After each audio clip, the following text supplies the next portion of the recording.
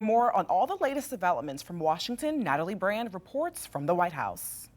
The advent of a rising series of new cases across the American South. The Trump administration acknowledged the coronavirus is gaining ground in a number of states, but the president's task force touted its efforts to fight the pandemic. I told the governors we are ready at a moment's notice to surge personnel, to surge supplies, to expand capacity, and to support their health care response. The task force says it's now better equipped to handle the surge in cases thanks to increased knowledge about the virus and increased testing capabilities. Whereas before we told them to stay home, now we are telling them to be tested.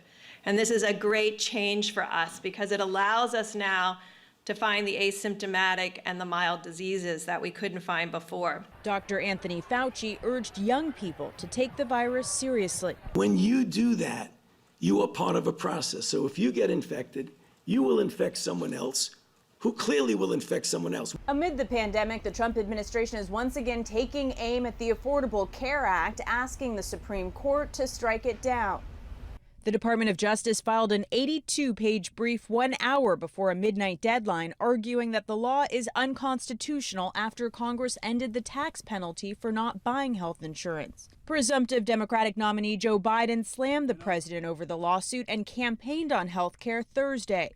Donald Trump's twin legacies, his failure to protect the American people from the coronavirus, and his heartless crusade to take health care protections away from American families. The Supreme Court is scheduled to hear arguments on the case during its next term, with a decision not likely until 2021. Natalie Brand, CBS News, the White House. Health leaders in Chesapeake are taking action to help minorities and others in underserved communities find out if they have COVID-19. News 3 reporter Margaret Cavanaugh is in South Norfolk to demonstrate what happens when you get tested. The parking lot at the Food Lion in South Norfolk has been turned into a walk-up clinic.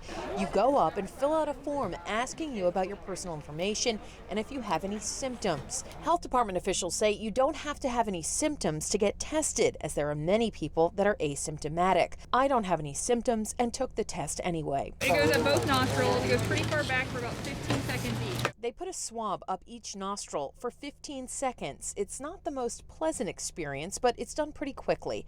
Health department officials say they're looking at data and determining where to set up their free testing sites. We are interested in doing extensive testing, and we want to do it in areas where there are primarily minority populations, because those are a high percentage of positivities, and there are a high percent of folks who are ending up in the hospitals. And it's not just free testing. They're providing educational information, interpreters for people who don't speak English, and ways to sign up for Medicaid. We have tested over 6% of the Chesapeake population. Our percentage of positivity is a little over 5%, but in the African American and the Latino population, it's higher. Dr. Nancy Welsh is the director of the Chesapeake Health Department. She says she wants to reopen, but wants it done protectively, fearful for an increase in the number of cases and deaths. We can do it, mask.